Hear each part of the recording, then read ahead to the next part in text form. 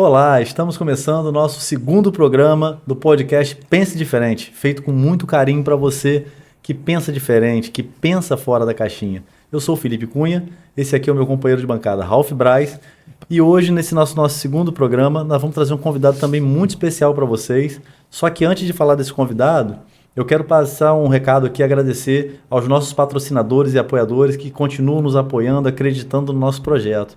Quero mandar um abraço para a Infoline, Internet Banda Larga, o melhor provedor agora na sua casa. Se você está interessado, acesse agora infoline.com.br ou siga o perfil @Infoline Banda Larga no Instagram e descubra o que há de melhor em banda larga para você e para sua família ou seu negócio.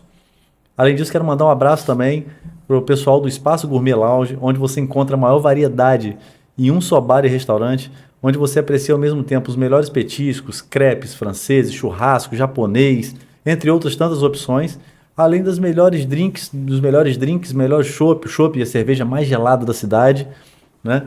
Com um espaço bastante familiar, onde você também tem música ao vivo, área Kids, tudo isso sem cobrar 10%, sem cobrar pela área Kids e sem cobrar couvert artístico. O espaço gourmet talvez seja o espaço mais democrático da cidade, aí, onde te dá essa variedade de opções e um preço acessível, onde as pessoas podem curtirem sem ter muitos gastos, né? E siga também no Espaço Gourmet nas redes sociais, @Espaço Gourmet _Campus, tá?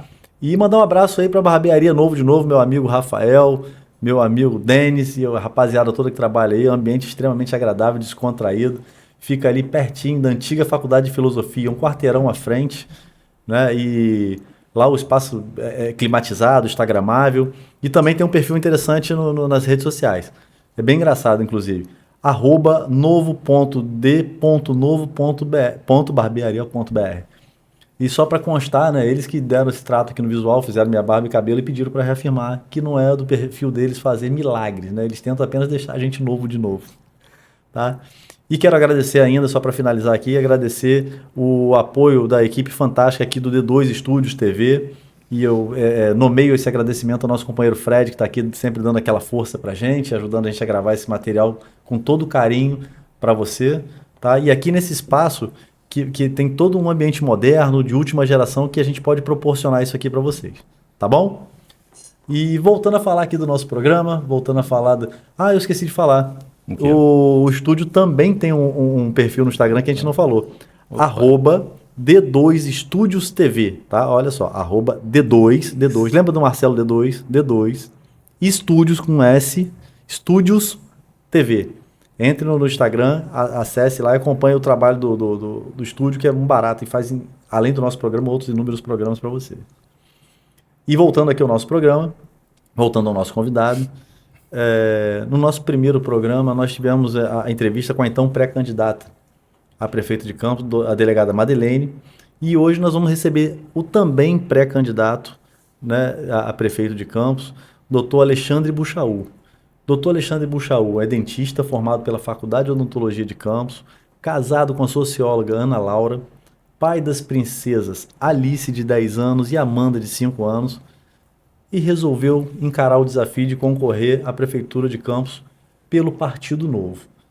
Ralf, passa a bola para você para fazer as honras da casa com o nosso convidado.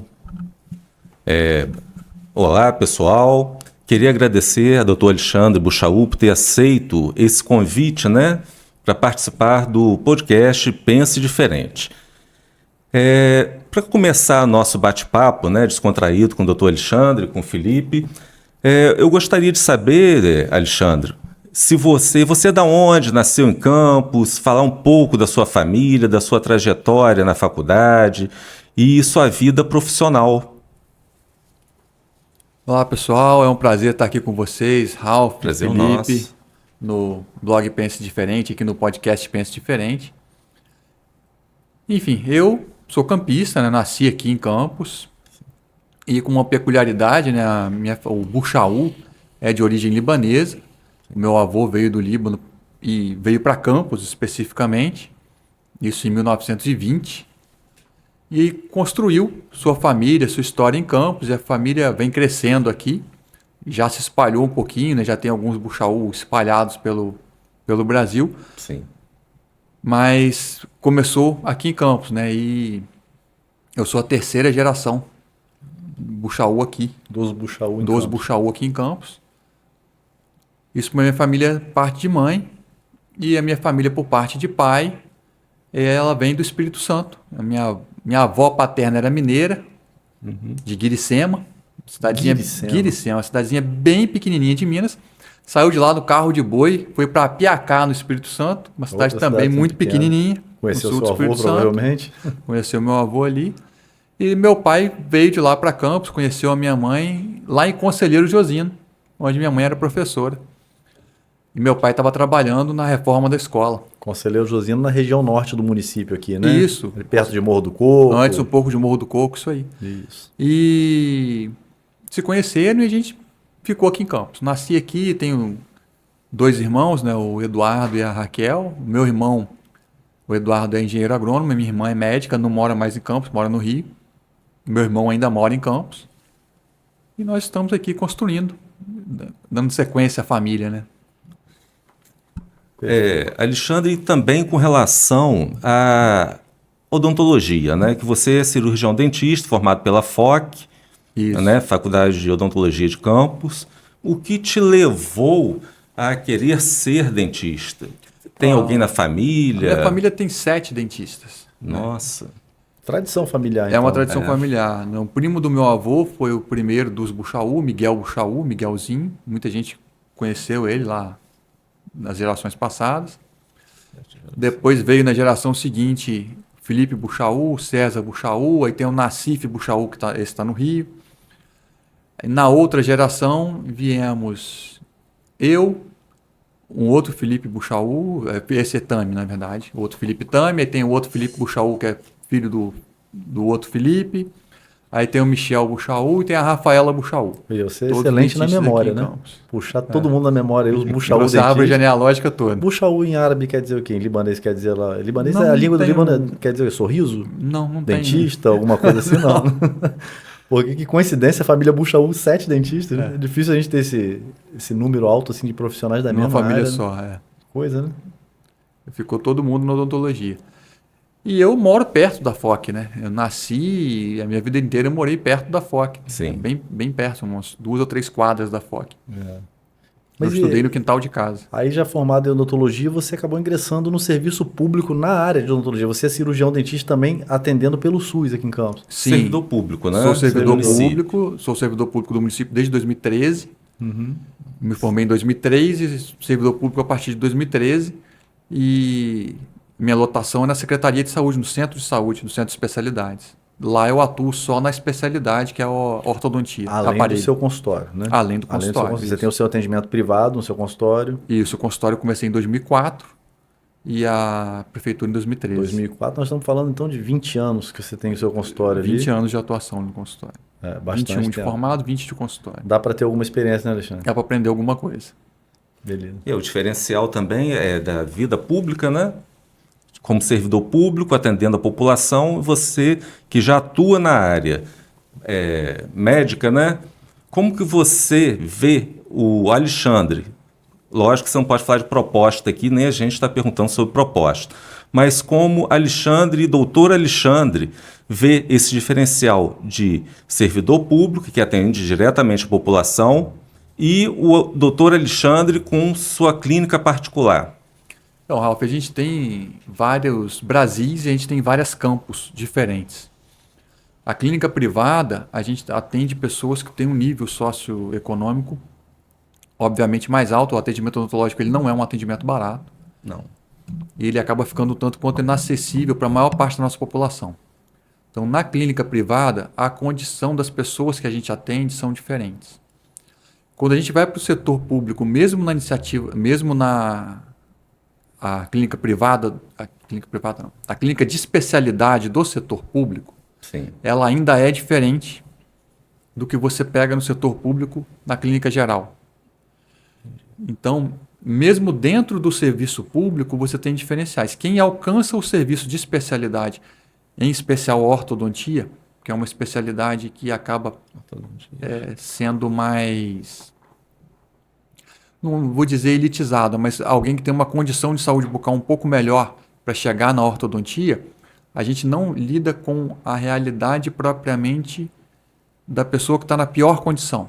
Essa Sim. acaba ficando na clínica geral. E, lamentavelmente, pela condição como o serviço público é organizado e como o serviço é prestado, essas pessoas acabam só encontrando o tratamento paliativo ou, às vezes, até um tratamento já para casos muito avançados que fica na extração. Então, elas perdem os dentes, não chegam à prótese. Você acaba não tendo um tratamento reabilitador dessas pessoas. Sim. Trata uma limitação do avanço da doença, mas não da cárie que está avançando ali, da dor de dente, da doença de gengiva, doença periodontal, mas não chega a dar a essa pessoa condições melhores de vida pela recuperação do que ela perdeu. Entendi. E essa pessoa não chega no serviço de especialidade. Pelo menos não na minha especialidade, que é a ortodontia. Chega na cirurgia, chega na endodontia, que é canal, mas na parte de ortodontia ela acaba não chegando. E você consegue fazer um paralelo, né, Alexandre, com essas duas realidades, porque você convive tanto com essa questão do atendimento particular, onde você tem pessoas que, dentro das suas realidades aquisitivas, podem fazer o tratamento, mas, por outro lado, dentro do centro de saúde, você acaba pegando pessoas que realmente não têm a mínima condição de tratar. E você pode fazer isso quase que no mesmo dia, né? Isso não só dali. Eu sou de classe média, a minha mãe era professora, Sim. da rede pública, de rede pública estadual, trabalhou a vida inteira em Conselheiro Josino. Antes de Conselheiro Josino, ela trabalhou lá numa região de Mata da Cruz, num lugar que se chama Goiaba.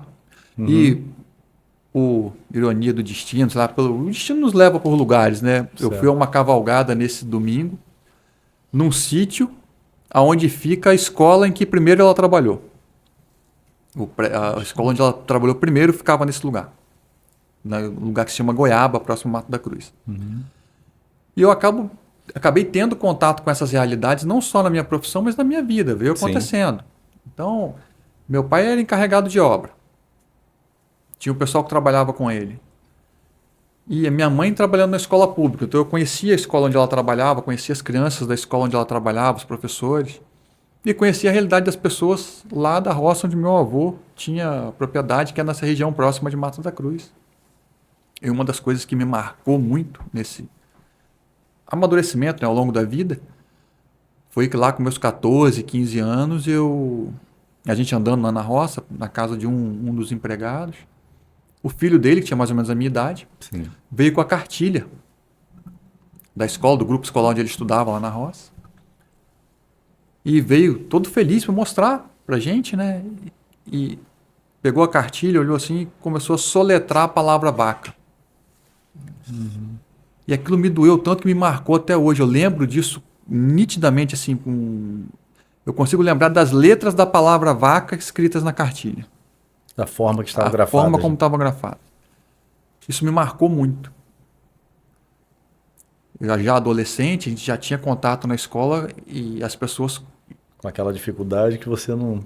eu não via na minha escola, na minha realidade, e a gente já tinha uma noção daquilo que a gente discutia na escola, de que haviam esses dois Brasis tão diferentes, né? E aí você vê isso muito Mas próximo a gente de não você. imagina que é tão perto, né? A gente acha que é lá no Nordeste. No interior do Nordeste. Tudo longe. E por acaso, tá aqui, do nosso lado. Tá aqui minha no nosso sogra- quintal. Minha sogra é nordestina, é paraibana. É. De Pilões. Areia, não é Pilões, areia. E você vê isso muito próximo da gente, essa negativa de oportunidades dessas pessoas, isso dói muito, Sim. marca. Meu pai trabalhava fazendo reformas de escola, fazendo calçamento, fazendo tudo isso. Então, e uma outra coisa que marcava muito, que me marcou muito, foi ver que as crianças almoçavam na escola. Aquilo para mim era estranho, porque Você almoçava em casa, né? almoçava em casa. E as crianças não tinham sapato. As Nossa crianças iam para a Senhora. escola de sandalinha. E aquilo me marcou muito também. De repente, aquela seria a única refeição das crianças durante o dia Daquele também, dia. né? E às vezes as crianças iam só para comer. E aí nas escolas, nas férias fechavam, as crianças ficavam com dificuldade, porque nas férias não tinham como comer, enfim. E essas são coisas que foram marcando. E aí depois, formado em odontologia, a gente começa a ver também essa outra realidade. Já na faculdade, que atende pessoas muito carentes. E depois no serviço privado, as pessoas não têm condição de acesso. Quando vou para o serviço público, a gente começa a enxergar isso com muita clareza. Pessoas que estão há meses tentando um tratamento, pessoas que perdem o dente da frente porque não conseguem tratar. E é um cartão de visita da pessoa, Ninguém né, perde um dente da frente, fica sem o dente da frente. Uma mulher jovem perdeu o dente da frente, ficar sem esse dente, isso não acontece porque ela quer. Isso acontece por absoluta falta de condição de resolver aquele problema. Isso é uma recorrência no serviço público. Isso acontece muito. Autoestima, mexe com a autoestima da Mexe com pessoa. autoestima, mexe com né? relacionamento em casa, mexe com a capacidade de alcançar postos de trabalho, de Sem alcançar dúvida. emprego. Você não arruma emprego faltando os dentes. De jeito Não nenhum. arruma, é mais difícil. E isso está muito presente no serviço público, e a gente está falando do serviço público de uma cidade que tem um orçamento de mais de 3 bilhões de reais, um orçamento altíssimo, e uma cidade que tem quase 500 dentistas no serviço público. Então, assim, a gente tem hoje no serviço público de odontologia do município um número grande de dentistas, suficiente para atender a população toda. Nós temos os melhores profissionais de odontologia do município atuando no serviço público, e nós não temos esse serviço público atendendo às necessidades da população, porque ele está desorganizado, ou porque faltam subsídios, ou porque os consultórios estão sucateados ou são insuficientes. Então, a gente custeia uma parte alta do serviço, que é o servidor está lá, e não custeia, às vezes, uma coisa mais barata, e aí o serviço não chega para a população. Mas, Alexandre, você desculpa, embora você já tenha feito essa resposta, já tenha respondido dentro da sua fala, é uma dúvida que eu tinha. Esse número, de fato, de 500 dentistas aproximadamente, deve ser um número aproximado. 400 e pouco. Esse número é considerado um número suficiente para uma cidade das dimensões de Campos? Eu não falo apenas da questão da população da cidade, não. Falo da questão da logística. A cidade é uma cidade de uma extensão territorial enorme. Esses 500 dentistas, de repente, não sei, estou dando exemplo, tá? Não tenho essa informação, mas 70% deles concentrado aqui no que a gente chama de pedra, aqui na região urbana da cidade. Como é que fica o atendimento, por exemplo, lá na região de Conselheiro Josino? Como é que fica o atendimento, por exemplo, ali em Serrinha? Então, como é que fica o atendimento na Baixada? Essa desconcentração, essa descentralização do serviço é a função justamente do gestor público, né? O município tem que prover o acesso a esse atendimento. Seja com o transporte, que as pessoas possam vir até o centro de atendimento, ou levando o centro de atendimento mais próximo às pessoas, nas UBS que estão distribuídas por aí, no Programa Saúde da Família. Enfim. Perfeito. Eu vou voltar um pouquinho, nós vamos voltar no campo profissional da sua odontologia, mas eu queria voltar um pouquinho no campo familiar, no campo pessoal, e dizer que a gente imagina, né? A gente supõe que a sua esposa, a Ana Laura, ela te apoia nas suas decisões, desde mesmo da questão da faculdade de odontologia, não sei quanto tempo você está com ela, mas se foi posterior a isso, mas todas as suas decisões na sua carreira, a gente imagina que ela tenha te apoiado. E uma delas é uma das decisões talvez mais importantes que você tenha tomado na sua vida nos últimos anos aí, e que vai impactar diretamente na sua vida pessoal, na sua vida familiar, nos seus momentos com suas filhas, com a sua esposa. A gente queria saber um pouquinho como é que é o apoio da Ana Laura, da Alice, da Amanda, e de que forma isso impacta diretamente no seu dia a dia, quando a gente sai um pouquinho do campo só da odontologia e vê que você hoje está se colocando à disposição do município, nesse momento, como pré-candidato, mas que pode virar candidato a qualquer momento, quem sabe até o prefeito do município. Como é que é esse apoio? É fundamental, obviamente, eu sei que você vai responder isso, mas como se dá esse apoio? Você encontrou dificuldade dentro de casa ou você consegue conciliar? Eu não cheguei a encontrar dificuldade, eu acho que a dificuldade interna para tomar essa decisão é maior do que a externa. Mas é uma decisão difícil, obviamente, de ser tomada, porque a gente começa a colocar na balança tudo que pode acontecer. E a gente pensa nos ataques que pode sofrer, nas retaliações e todo o custo que isso pode ter, emocional e custo emocional, financeiro e psicológico mesmo do que acontece quando você se envolve com política, né? Uhum.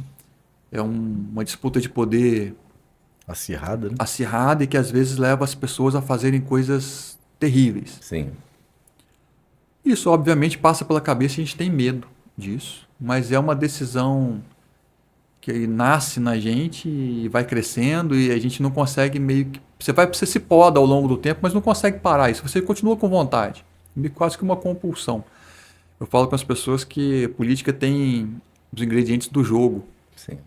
É quase que um vício, como se fosse um vício em jogo. Ela tem adrenalina, tem aquela disputa, tem tudo isso envolvido. E, somado a isso, a vontade de ver uma cidade melhor, de participar do debate público e ver as coisas acontecerem. Eu vou aproveitar, Elas Alexandre. enxergam, Desculpa, elas perdão. enxergam essa paixão em mim, essa vontade. É algo que eu trago há muito tempo, desde criança. Vontade de participar das questões políticas, de Sim. discutir, de participar do debate público. Quando conheci a Ana Laura, já tinha me formado, a decisão da odontologia antes, mas quando conheci a Ana Laura, já tinha me formado. No nosso primeiro encontro, eu cheguei 1 hora e meia atrasado, vindo de um comício em Ururaí. Começou bem o relacionamento. Eu estava vindo de um comício em Ururaí. Então, você imagina que assim, ela já teve uma dose do que seria o negócio no primeiro dia, no dia que a gente se conheceu. A prévia. É uma prévia do que vinha pela frente. Depois disso, eu me candidatei a vereador em 2016. E foi, realmente é duro, é um processo complicado. O processo Sim. eleitoral é muito difícil, você acaba muito envolvido ali, isso te traz um estresse muito grande, Um desgaste, um né? desgaste muito grande, isso afeta de fato o relacionamento. Você acaba passando muitas horas fora de casa no período eleitoral. Passou o período eleitoral, voltei a ficar só em casa, a gente fala, nunca mais me meto com isso. Aí Parece 2020 a famosa você ressaca. volta, Parece ressaca, né? A ressaca eleitoral. Nunca mais eu bebo, nunca mais eu bebo. Até a próxima. Aí em 2020 eu tentei conseguir um partido para ser candidato. Sim. Aí já querendo ser candidato a prefeito, me colocar como pré-candidato a prefeito. Em 2020, Em então 2020 você já agora, Em 2020. veio, né? Aí me deparo com um problema que é o sistema eleitoral brasileiro com os partidos de aluguel. O nome partido de aluguel não é à toa, eles de fato tentam ser alugados. Então eles cobram um aluguel. E é um valor extraordinário. Então é uma coisa absurda o que pedem de aluguel de um partido. É algo simplesmente impossível. Falei, cara, não dá. Me afastei de novo. Fiquei longe das questões políticas outra vez. Apoiei 2 amigos para deputado, estadual e federal. Mas me mantive afastado, não queria ser candidato. E aí recebi uma mensagem de um amigo, o Fernando, me mandou uma mensagem querendo conversar sobre Fernando política. Antônio. Fernando Antônio Loureiro. Fernando Antônio falou, olha, Falando nisso, hoje é aniversário do pai dele. Mandar um hoje é abraço. aniversário do Loureiro. Mandar um abraço para Fernando Loureiro, ex-presidente da Associação Comercial e Industrial de Campos. Isso, como o programa aqui é gravado, vai sair uma semana depois. É verdade, é verdade. O aniversário dele foi semana passada. Um abraço atrasado, Fernando. O Fernando me manda uma mensagem e disse que queria conversar sobre política. Eu falei, tudo bem, vamos conversar. Achei que ele fosse me pedir apoio, alguma coisa desse tipo. E nós conversamos e daí surgiu a ideia de vamos buscar o novo. Vamos fazer o novo. Que é um partido que a gente já admirava e já acompanhava desde 2018. Nós estivemos juntos em reuniões de apresentação do partido aqui no Edifício Connect em Campos, um grupo que estava antes no partido. E ali a coisa foi crescendo, e aí esse sonho de 2020 reacende e vem a possibilidade de realmente ser pré-candidato a prefeito pelo Novo, agora em Campos, e o Novo disputando a primeira eleição em Campos. Então, assim, Alexandre, foi um momento de confluência de fatores. Sim. Eu tenho que fazer uma ressalva aqui, que eu não fiz isso na abertura do nosso programa. No programa anterior, Ralf, eu coloco Sim. que eu sou amigo pessoal de longa data da delegada Madeleine, Sim. que de fato sou, né? Aproveitar e mandar um beijo para Madeleine, que é minha amiga. Mas eu também sou amigo pessoal há muitos anos de Alexandre Buchaú, né? E não citei esse fato aqui. Aí eu sei que você é malhado aí para quem acompanha a gente, porque só traz os amigos dele, mas é claro, eu não vou trazer inimigo aqui para dentro, só trago os amigos, né? E quem te conhece, Alexandre, eu te conheço há bastante tempo, sabe que você realmente flerta com a política há muitos anos, desde de muito novo, que foi o que você colocou aqui. Mas assim, você tentar o cargo de vereador é uma coisa, você tentar o cargo de prefeito é outra, completamente diferente, um desafio muito maior, que você já colocou aqui. Eu queria entender um pouquinho de você, qual foi esse gatilho, o que fez assim... Eu não queria, você falou, eu não queria, né? Mas resolvi, vou tentar. Mas por que esse vou tentar, não vou tentar novamente como vereador, e sim como prefeito? Qual foi esse gatilho? E eu queria que você falasse também, aproveitasse, já emendasse na sua fala, Porque, se não estou enganado, o Partido Novo concorreu à presidência, às eleições nacionais, já em 2016. E agora, em 2024, ou seja, 8 anos depois, não, 2016 não, perdão, 2018. 2018. 6 anos depois, o Partido Novo está tendo primeira projeção no município de Campos. Contar pra gente um pouquinho como que o Partido Novo chegou a Campos, porque todos nós campistas já conhecemos o Partido Novo há algum tempo, assim como você já conhecia, já admirava o partido, você colocou aí, a gente já conhecia, já viu a campanha do Amoedo, acompanha aqui o governador de Minas, né, o Zema, É do né, Novo. é do Partido Novo. Acho que nas últimas eleições nós tivemos o Ganime como candidato a governador. Sim. Então é um partido que não é um total desconhecido. Mas do público de Campos passou a ser agora. E pela primeira vez vai vir com uma nominata aí, né? Se Deus quiser, já está estabelecida essa nominata de majoritária e proporcional. Fala um pouquinho pra gente.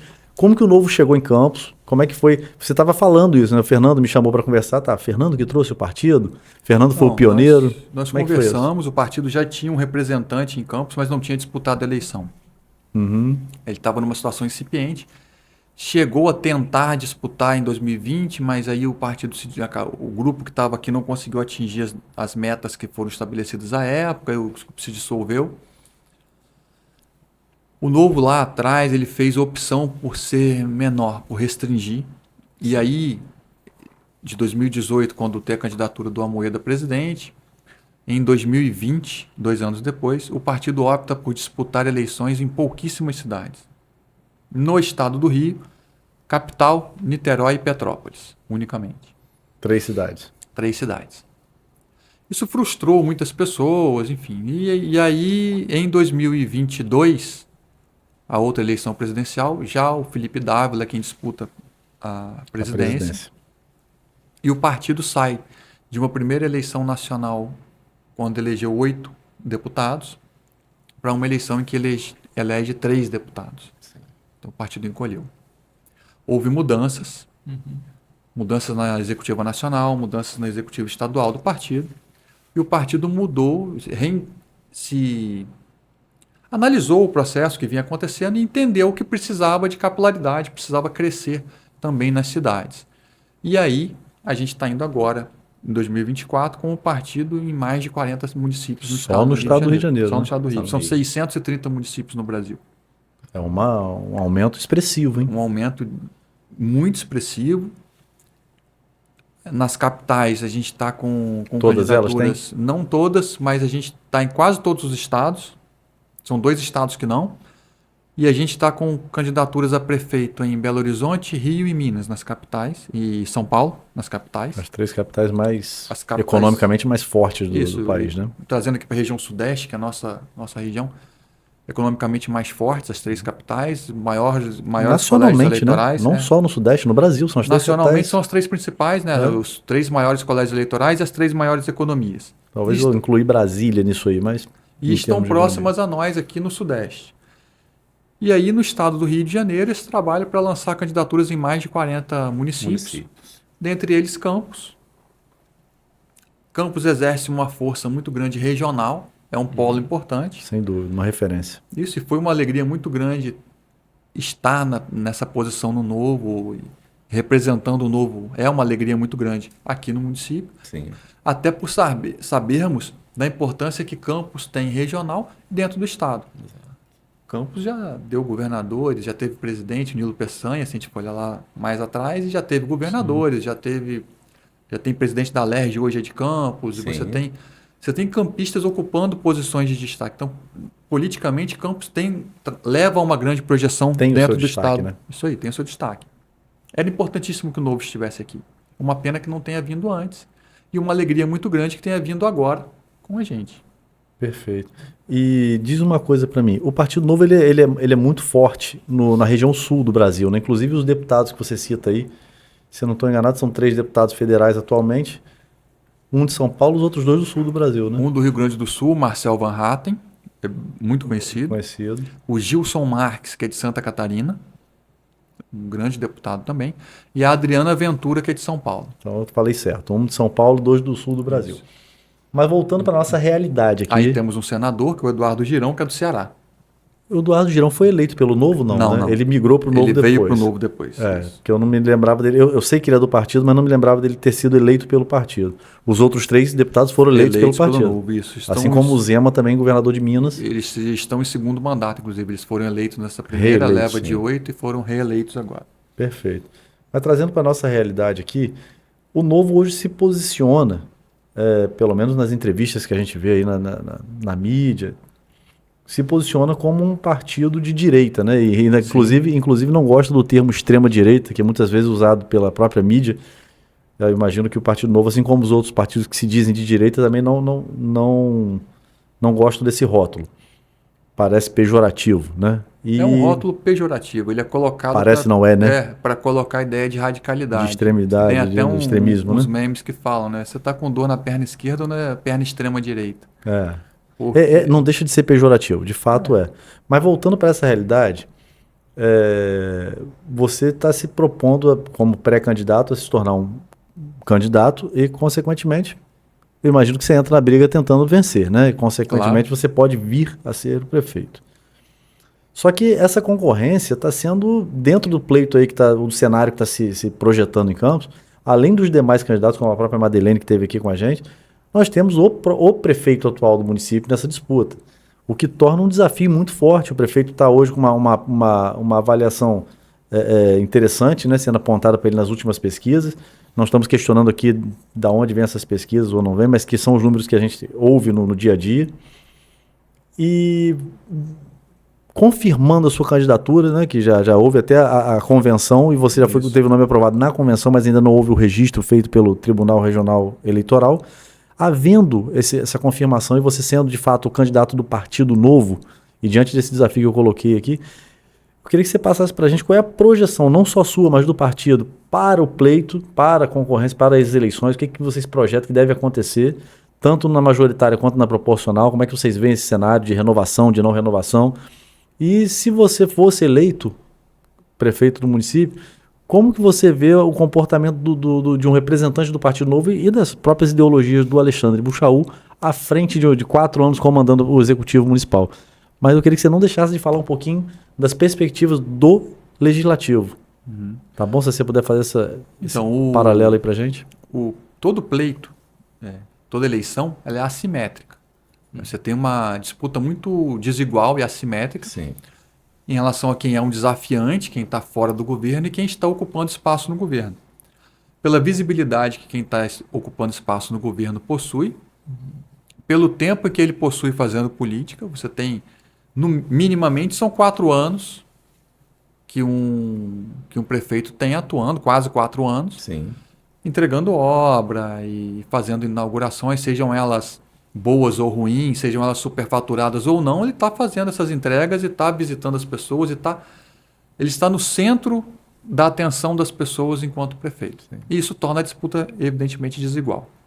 Fora isso, a questão dos recursos, o fundo eleitoral ele é dividido de forma também desigual em relação às bancadas no Congresso. Ela é proporcional ao tamanho da bancada no Congresso. Proporcional ao tamanho da bancada e normalmente em cidades médias e menores, o prefeito ele agrega muitos partidos ao redor de si.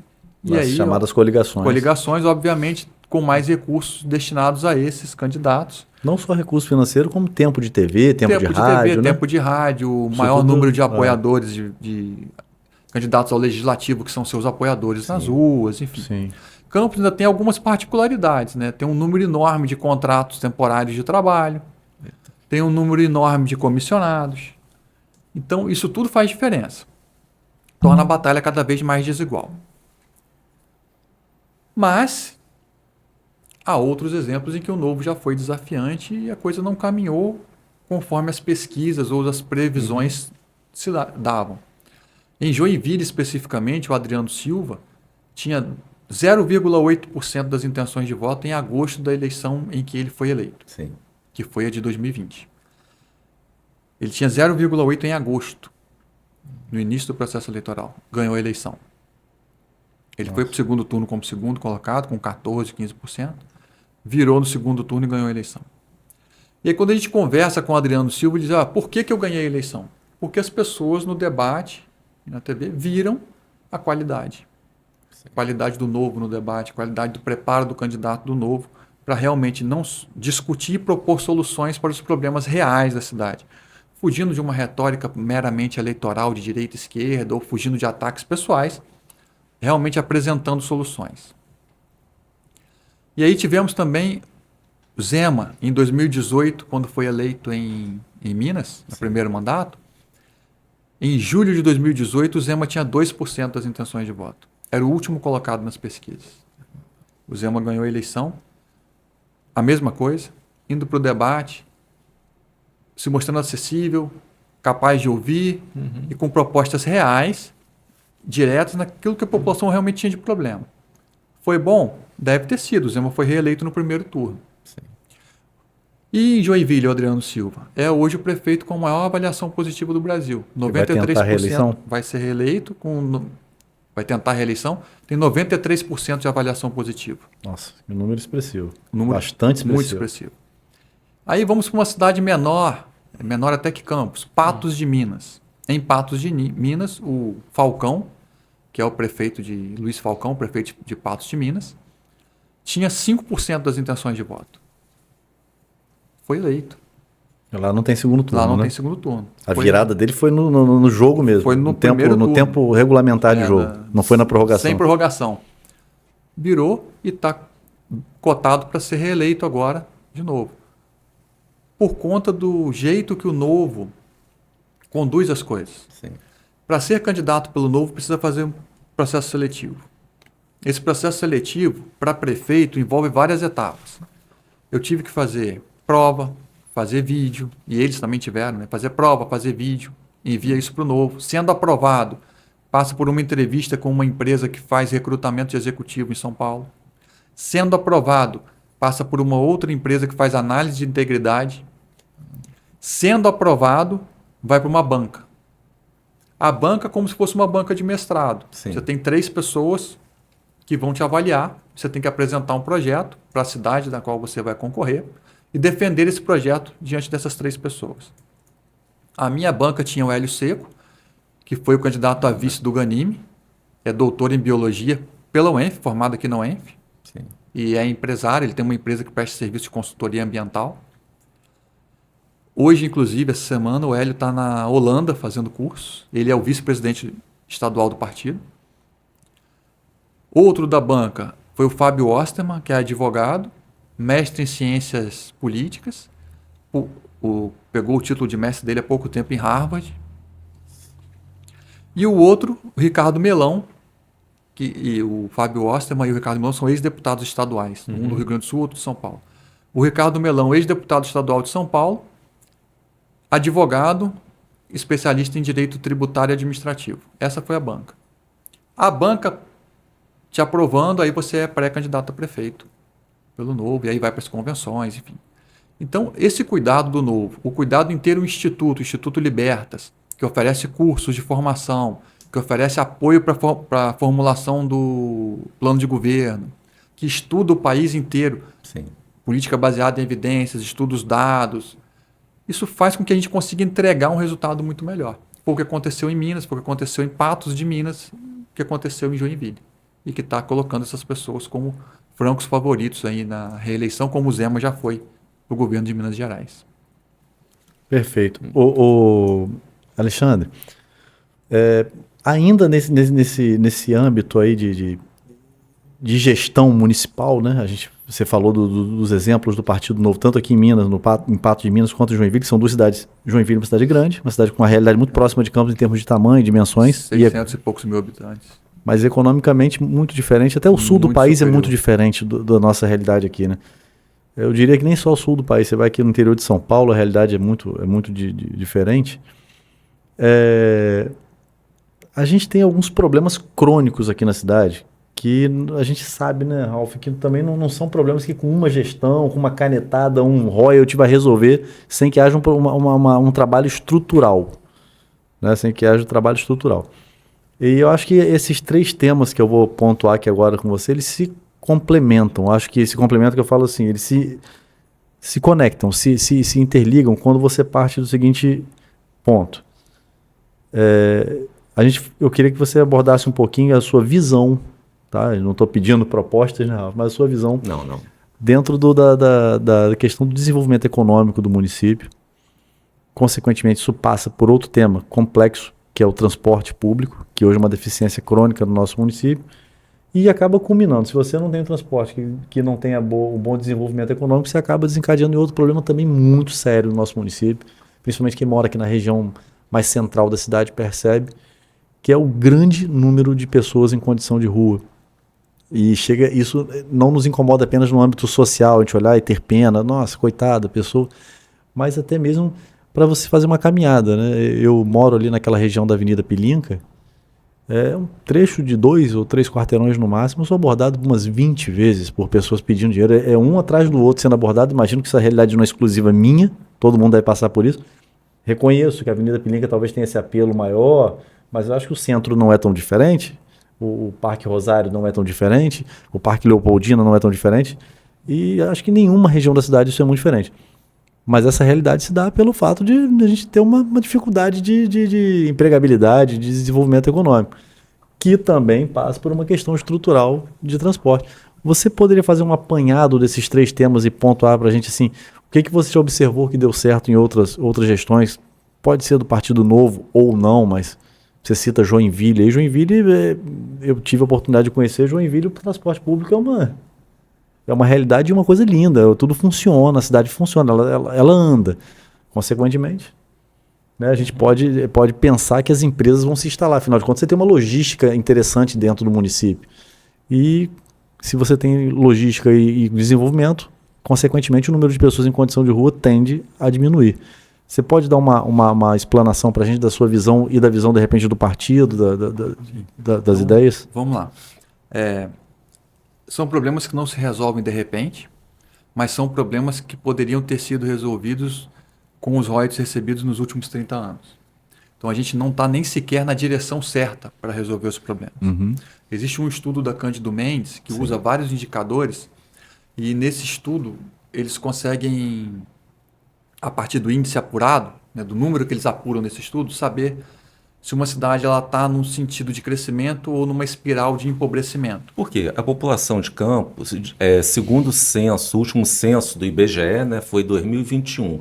Campos tinha quase 515 mil habitantes. E desses 515 mil habitantes, 230 mil, né, que foi até divulgado agora no mês de abril, teve até uma pequena diferença, que antes eram 236 mil habitantes recebiam algum benefício, estavam cadastrados no CAD único, né? Então, houve uma diminuição de quase 6 mil pessoas, mas mesmo assim, uma população de 515 mil habitantes ter 230 mil pessoas cadastradas no CAD único é uma coisa alarmante, né? 47,6% da população, é quase a metade da população de Campos. É muito alto o índice. É muito alto. E isso é resultado de políticas que estão mal orientadas há muito tempo.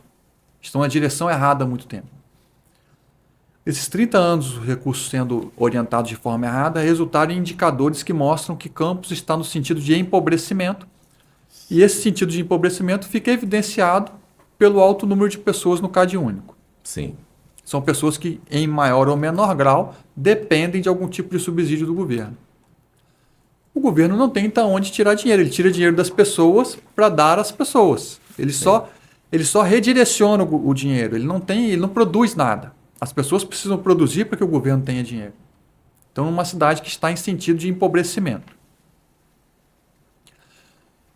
Desenvolvimento econômico, se você olhar os números de abertura de empresas de Campos e de outras localidades, Campos abriu em 2023 mais ou menos 4 mil empresas. Em 2023. Sim. Saindo da pandemia em 2021, que foi o primeiro ano do mandato dos atuais prefeitos, Campos abriu mais ou menos 5 mil. 4 mil e pouco, chegando quase a 5 mil. Então, oscila aí na faixa de 4 mil empresas por ano. Sim. Isso saldo, né? Ela abre mais, mas fecha algumas, então ficando mais ou menos 4 mil novos negócios.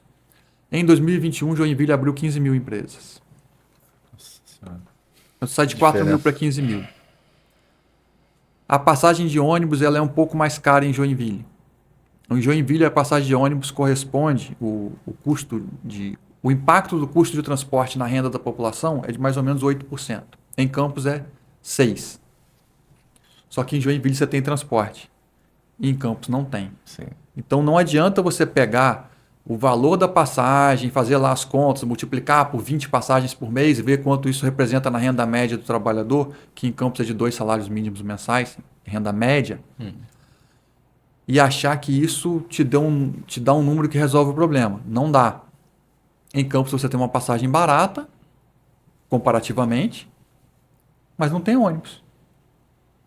Então você não tem transporte. E transporte público, para pensar em Campos, uma cidade da dimensão que Campos tem, é ônibus. Não dá para pensar em metrô, não dá para pensar em trem, nada disso. É ônibus. Transporte público em Campos é ônibus. Falar em mobilidade em Campos, está se falando de ônibus. Tem que passar pelo ônibus, não tem jeito. Então a gente não tem transporte público. Isso começa a ter problema quando começa a passagem a R$1. Porque a passagem a R$1, ela torna a passagem mais barata para o cidadão, mas ela tirou a sustentabilidade das empresas. A prefeitura se comprometeu a pagar A subvenção, a né? subvenção do transporte. O diesel. Isso não aconteceu, ou pelo menos não aconteceu da forma como deveria, e as empresas quebraram. E a falência do transporte público começa naquele momento. Ela vem se arrastando ao longo do tempo até chegar o caos que a gente viu instalado no finalzinho do governo Rosinha, passou o período do Rafael piorando, e você tem um governo de Vladimir que não resolve o problema.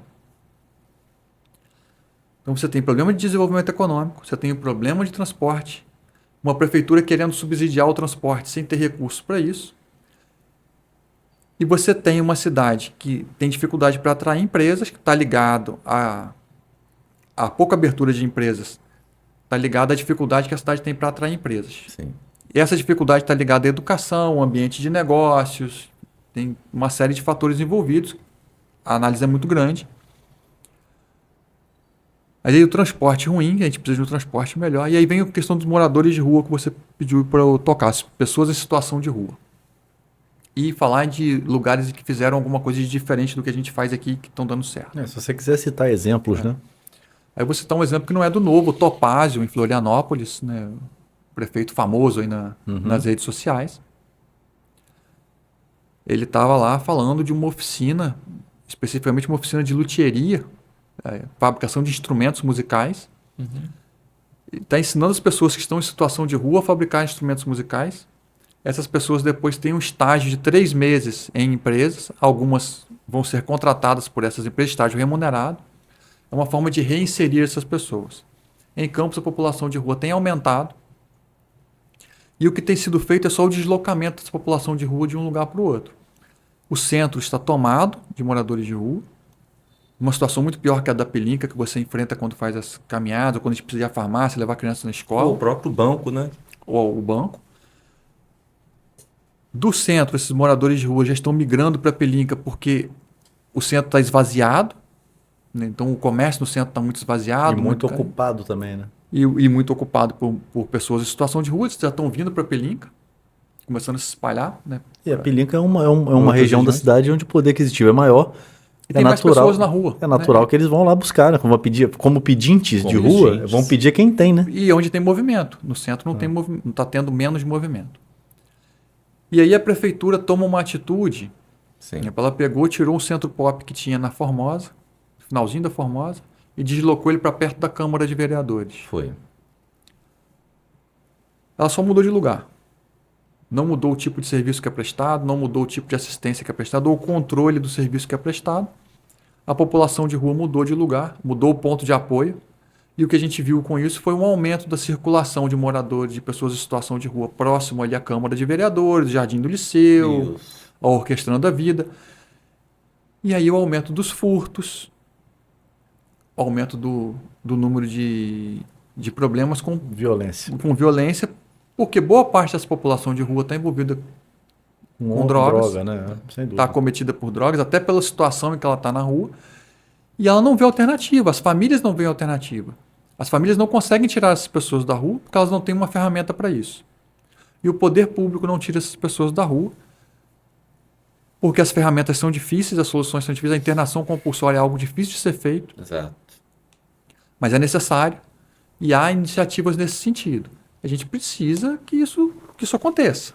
Tem que acontecer alguma coisa. Não dá para ficar assistindo a população de rua aumentar a insegurança, aumentar as pessoas cada vez ocupando mais espaço, população em situação de rua ocupando cada vez mais espaço, se confundindo a população de rua, se misturando com o tráfico de drogas, aí você tem as cracolândias surgindo, pontos de prostituição que já estão surgindo ali no redor da Igreja Boa Morte, no centro, já num horário cedo, o centro fecha cedo. O transporte público hoje para cedo, para 7, 8 horas da noite já não tem mais transporte público, já não tem mais ônibus depois desse horário. Na minha época de criança, o ônibus era até meia-noite. Sim. Era de 5 horas da manhã até meia-noite. Agora o ônibus começa mais tarde e para mais cedo. A cidade cresceu, os horários de comércio mudaram, se tornaram mais extensos, mais cursos à noite, mais pessoas estudando à noite e menos ônibus. É um movimento maior, o tempo maior. E mais população de rua, mais insegurança, mais furto, mais assalto. A gente vê toda hora nas redes sociais furto de bicicleta, furto de cabo, furto de fio, furto de lixeira, furto de tampa de bueiro, enfim. Então, e há cidades em que estão fazendo alguma coisa. A gente tem que olhar esses bons exemplos, as boas políticas que estão sendo aplicadas e que têm resultado. Sim. É o que a gente chama de política baseada em evidências e tentar trazer isso para cá. Você falou aí, juntou os 3 temas numa fala só, mas acabou chegando no final. Não falou bem, ficou bem claro pra gente, mas acabou no final trazendo um outro tema, que é a saúde pública, né? Exato. Quando você traz o problema das drogas, você traz da saúde pública. E o Ralph tem uma pergunta interessante para te fazer. Alexandre, até nessa área de saúde que você atua, né, como cirurgião dentista, o dentista, o que acontece? Nós temos algo em comum, que antes de começar a gravação do nosso programa aqui, a gente trocou até um bate-papo com relação a algo que temos em comum, que seu pai teve o mesmo problema que a minha esposa, que foi o de ser paciente renal crônico. Hoje, Campos tem várias instituições que atendem a esses pacientes, só que não estão atendendo essa demanda, que é uma demanda muito grande. E por termos passado por isso, vivido isso em nossas vidas, né, no dia a dia, a gente vê realmente a gravidade de ter um suporte para esses pacientes renais. A demanda não para de crescer, chegando ao ponto de alguns não estão tendo atendimento em Campos, indo para Pádua, para Itapiruna, para serem atendidos. E sabemos que, primeiro, eles ficam 4 horas numa máquina de hemodiálise, que não é fácil. Como que você, como eu, a gente passou por essa experiência? Poderia ver uma forma de solucionar ou ajudar esses pacientes da nossa cidade e da região aqui, né? Porque eu não estou falando só de Campos. Essas clínicas, né, que atendem os pacientes renais, atendem São João da Barra, São Francisco e outras cidades também ao redor. Atendem o entorno todo. O problema do paciente crônico de hemodiálise, do renal crônico, ele começa bem antes dele se tornar um renal crônico. Sim. Né? De modo geral, pelo menos a maioria dos pacientes ali que são renais crônicos, eles vêm de uma falha na atenção básica, na atenção primária. Esse paciente é diabético e hipertenso, e aí ele não consegue tratar diabetes e a hipertensão, ele não encontra os insumos para tratamento da diabetes com a regularidade que deveria no serviço público, ele encontra insumos de qualidade inferior à melhor que existe no mercado. Uhum. Então, a insulina que ele consegue não é tão boa, o antiglicemiante, o hipoglicemiante oral que ele encontra no serviço público não é tão bom, ele não consegue as consultas do especialista endocrinologista no serviço público. O nefrologista também. E aí ele evolui o diabetes e a hipertensão, vão evoluindo até que ele chega no quadro de renal crônico, ou chega no quadro de infarto, ou, como foi o caso do meu pai, infarto e renal crônico, e problema oftalmológico, e problema neurológico. Sim. Porque o diabetes faz esse conjunto de problemas. Exato. Por conta de falhas lá na atenção primária. Uma vez renal crônico, ele vai ficar dependente da máquina de hemodiálise para sobreviver. Ele não vive sem fazer hemodiálise. Ou ele vai para o transplante. O transplante é uma realidade para poucas pessoas. Exato. Tanto pelo número de transplantes possíveis de serem feitos, como pela condição clínica da pessoa que precisa se submeter ao transplante, que nem sempre é a condição clínica que permite. Uma vez sendo usuário da máquina de hemodiálise, né, sendo usuário do serviço de hemodiálise, ele tem que estar no serviço de hemodiálise 3 vezes por semana, 4 horas em cada sessão. É um sofrimento enorme. Para a família, inclusive, né? Para a família, inclusive. Que geralmente, né, desculpe te interromper seu pensamento, há casos, né, a gente vê, acompanham, que geralmente esses pacientes renais são abandonados pela própria família, independente da condição social. Hoje, quando, no seu caso, como o meu, a gente estava presente com a nossa família, né? Mas a gente vê também que a maioria não tem esse privilégio de ter pessoas a seu lado. Além de estar passando por uma situação difícil, que é ser um paciente renal, a família abandona eles. Não sei se, tem família que eventualmente abandona e tem famílias que não têm condição de dar suporte. Também. Né? Também. Perfeito. E aí esse paciente renal crônico, ele primeiro passou por um problema que ele ficou internado, quando ele descobriu que ele era um renal crônico, que o rim dele não funcionava, ele passou mal. Sim. E ele foi internado. Ele entrou numa coisa desumana chamada fila da hemodiálise. Em 15 de janeiro eu estive no HGG e encontrei lá um senhor Sim. que estava 2 meses na fila da hemodiálise. Internado no HGG, numa condição péssima, aguardando uma vaga de hemodiálise clínica. E aí, enquanto ele aguarda, ele faz hemodiálise chamada beira de leito. Essa hemodiálise beira de leito custa de 7 a 8 vezes mais cara que a hemodiálise clínica. Nós, munícipes, pagamos por essa hemodiálise beira de leito porque não existe a disponibilidade da hemodiálise clínica, do ambulatório. Nós precisaríamos ampliar a quantidade de unidades, de capacidade de pacientes na clínica de hemodiálise, na ambulatorial, para diminuir isso. Isso é uma realidade do município. Outra questão que acontece com esses pacientes, ele precisa ir à clínica de hemodiálise fazer a hemodiálise, que é uma situação crônica e, entre aspas, permanente. Sim. Esse paciente, ele é renal crônico, ele é diabético, ele é hipertenso. Ele não recebe a medicação na clínica. Ele ainda precisa ir na farmácia da prefeitura para buscar a medicação. Parte dessa medicação é fornecida pelo município, parte pelo governo do estado. Sim. Raras foram as vezes em que meu pai chegava nessa farmácia da prefeitura e encontrava a medicação. O mesmo. Aconteceu o mesmo com a sua esposa. Mesmo também. Então não tem insulina, não tinha o Noripurum, que é do estado, complementação, né? de ferro, que é do estado. Aí o sulfato de cálcio e outras medicações já eram numa outra unidade, não era na mesma farmácia. Então o paciente já debilitado, renal crônico, que precisa passar 4 horas por dia, 3 vezes na semana, fora de casa, na clínica de hemodiálise, o paciente já meio que incapacitado na sua vida por conta disso, ainda precisa ir vezes extras para buscar medicação na farmácia, em 2 farmácias diferentes, e não encontrar. E aí, volta semana que vem para ver se vai ter. Ah, não, passa daqui a 15 dias. Olha, o seu fornecimento aqui é para 4 ampolas de insulina, mas a gente só tem uma. Leva uma. E quem não pode comprar? Morre. Aí, porque são medicamentos caros, né? São de alto caros, custo, caros. Né? E aí, às vezes, a prefeitura faz o seguinte ainda, que é algo também grave. Ela troca o tipo de insulina. O paciente usa uma insulina que é mais cara, veio um lote de uma insulina mais cara. A Lantus. Lantus, por exemplo, né, marca comercial. Lantus que ele precisa fazer menos aplicações. Faz uma aplicação diária. Aí troca por uma outra insulina que ele tem que fazer 3 aplicações. Aí depois de um tempo eles resolvem que aquele processo não está valendo mais, que ele tem que renovar o processo da medicação. Aí ele tem que marcar o médico, que ele não consegue. Passar na consulta, fazer novos exames, voltar na consulta para conseguir preencher um novo relatório para ter acesso novamente à medicação.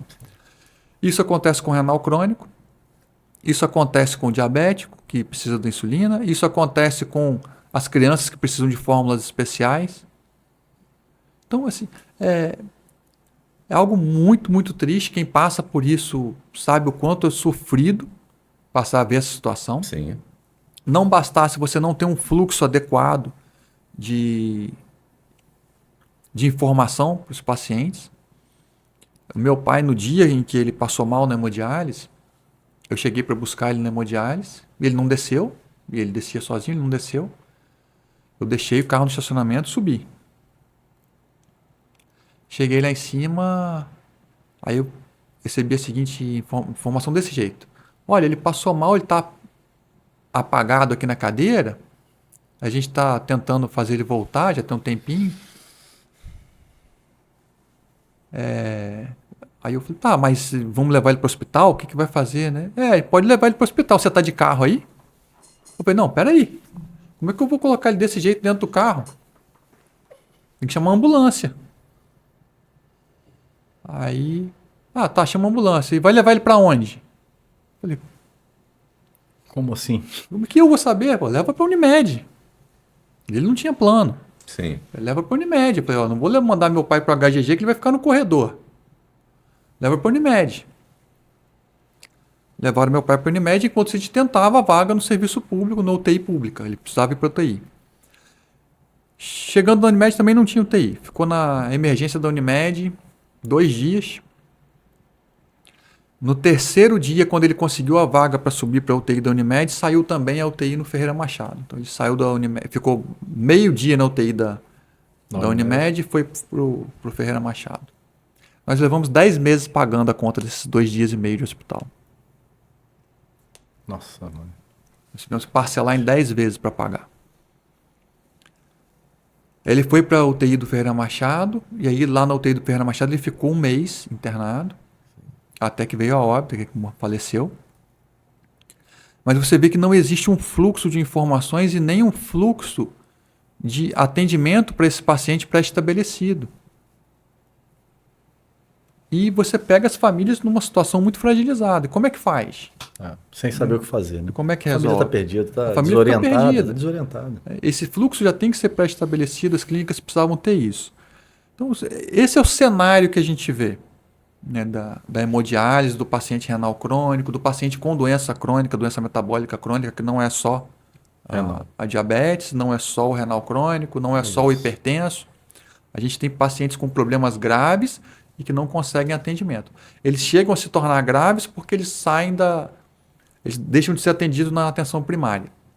Aí eu vou trazer de novo números. Sim. A cobertura de atenção primária em Campos é de 48%.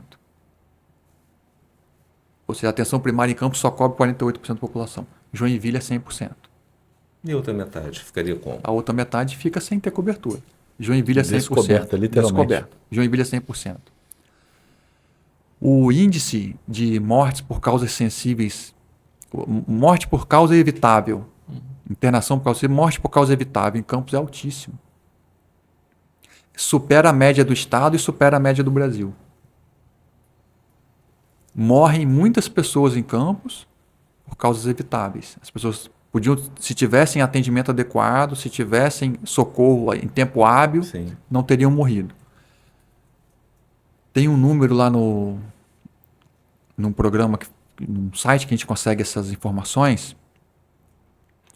Ele tem um indicador percentual e ele tem um número absoluto. Em 2023 foram 146 pessoas. Só se eu estiver aqui errando o número de memória, né? Mas, se não me engano, 146 pessoas nessa situação. Sim. Que morreram e que não precisavam ter morrido. Um outro dado grave, Campos tem um alto índice de mortalidade infantil. O número de mortalidade infantil em Campos é 19,4 hoje.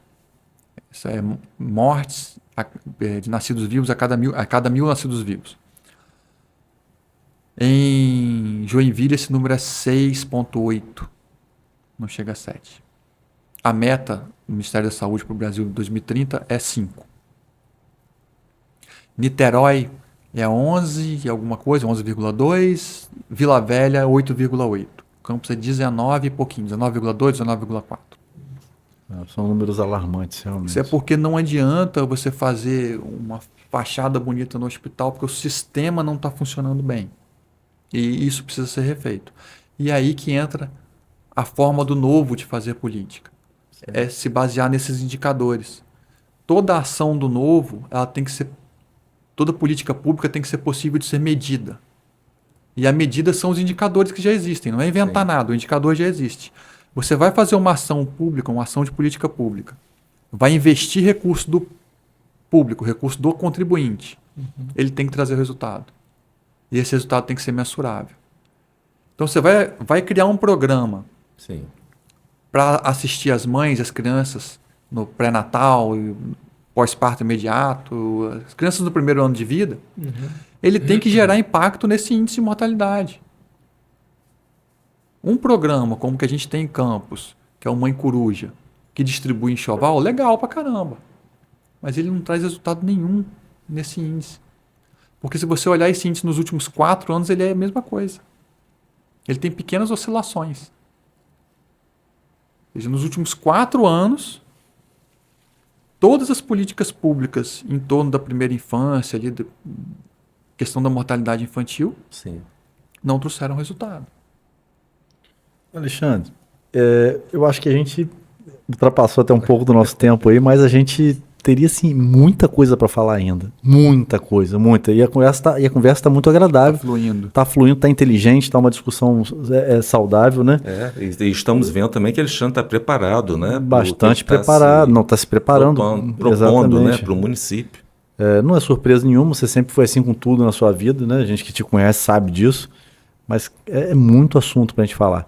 Mas e um dos assuntos... desculpe te interromper, Felipe. Não, tranquilo. Já fica o nosso convite, né, o meu e de Felipe, para que você retorne, mas já como candidato, né? Depois do registro aí no TRE. Não voltar, porque tem muito assunto. Um dos assuntos que eu gostaria de abordar... Falar dessa proposta. Né? Poder falar das soluções, né? 2 assuntos, é o empreendedorismo, que volta lá no desenvolvimento econômico, e a cultura. Falando em cultura, eu quero mandar um abraço aqui para Dueto Produções e para Arte em Campos, Ricardo, nosso amigo, que são as melhores produtoras locais aqui da nossa cidade, trazendo os melhores espetáculos para a gente poder curtir. Quero falar aqui para vocês que agora, já em agosto, nos dias 24 e 25, nós vamos ter aqui o espetáculo Atazanado com Rodrigo Santana, um espetáculo maravilhoso. E o Rodrigo deve vir aqui no podcast falar com a gente. Assim como em setembro, nos dias 11 e 12, também receberemos o espetáculo Agora Que São Elas, estrelados pelas atrizes Júlia Rabelo, Maria Clara Gueiros e Priscila Castelo Branco, que também vamos tentar trazer aqui no podcast às 13, fazer um inferno aqui dentro desse estúdio. E em outubro, por enquanto até outubro, a gente tem a confirmação do grande Paulinho Gogó com um espetáculo Só e Bem Acompanhado nos dias 19 e 20. Todos os 3 espetáculos ali no Teatro Trianon. Né? E mandar um abraço mais uma vez para o pessoal da Dueto. Olha, os perfis são @Dueto Produções Campos RJ, não precisa dizer que é sem cedilha e sem tio, né? Aí vai ficar Dueto Producoins Campos RJ e Arte em Campos, @Arte em Campos. Vocês podem acompanhar por ali, por esses perfis, toda essa programação e o que vem. Natal tem novidade para as crianças, tá? Nós vamos trazer depois a novidade do Natal nas crianças. E se você quer garantir o seu ingresso, vai lá na Mega Bilheteria, corre e já garante. Para esses 3 espetáculos. Rodrigo Santana com Atazanado, Maria Clara Gueiros, Júlia Rabelo e Priscila Castelo Branco, com Agora Que São Elas, e Paulinho Gogó, com Só e Bem Acompanhado. Essas peças, agosto, setembro e outubro. Sabe por quê, Alexandre? Depois as pessoas têm mania de dizer que Campos não tem cultura, que Campos não oferece nada. E quando tem os espetáculos aí, tudo bem que nós estamos falando de comédia, mas tem outros espetáculos interessantíssimos que são trazidos a Campos e nem sempre a sociedade campista prestigia. Vamos passar a prestigiar, né? Vamos embora. A gente reclama, e quando vai a Rio de Janeiro, São Paulo, a primeira coisa que a gente faz é no teatro, é passear em museu, tudo Campos. As pessoas não prestigiam. Vamos tentar mudar essa cultura. A cultura da nossa mentalidade, passar a prestigiar a cultura que vem trazida para Campos. E é isso, né, Ralf? A gente está encerrando. Recado mais importante. Presta atenção, vou passar para vocês agora. Podcast Pense Diferente, tudo juntinho. Canal no YouTube. Clica lá nesse canal, segue a gente, curte as nossas postagens. Já temos a entrevista passada lá da delegada Madeleine e agora está indo para o ar a entrevista do delegado Buchal. Valeu. O cara tá para virar prefeito, eu chamo ele de delegado. Dr. Buchal, né, é o nome político do Dr. Alexandre Buchal, esse grande amigo, cara que deu uma aula pra gente aqui, né, de preparo, né, Raul? Sim, Mostrou muito que tá preparado. muito embasado no que tá fazendo e já tá indo pro ar agora também. Então curte lá, marca aquele sininho para você receber notificação no YouTube, acompanha o nosso trabalho e assim que a gente vai evoluindo e melhorando esse podcast para vocês, tá bom? Eu quero agradecer, deixar para o Ralf fazer os agradecimentos finais aqui ao nosso convidado, o Dr. Alexandre Buchaú, esse grande amigo que prontamente atendeu o nosso convite, né, Ralf? Conclui aí, despede do nosso Olha, amigo. Alexandre, e a gente, mais uma vez, queremos agradecer a sua presença, que foi muito especial para a gente, e principalmente para a população de Campos, com relação a conhecer um pouco mais de quem é Alexandre Buchaú. Prazer foi meu estar aqui com vocês. E quando tiver oportunidade, será novamente um prazer estar aqui. Com certeza você vai voltar, com certeza. Então é isso aí, pessoal. Muito obrigado por vocês acompanharem até agora. Fique ligado também no nosso canal, perdão, no nosso perfil, @blog_pense diferente no Instagram, que nós vamos trazer as atualizações lá. E aguarde os próximos programas, que tem muita coisa boa vindo por aí, além dos 2 convidados que nós já tivemos nos 2 primeiros programas. Vamos lá, Raul. Obrigado, um abraço a vocês. Nos sigam, curtam e compartilhem. Valeu.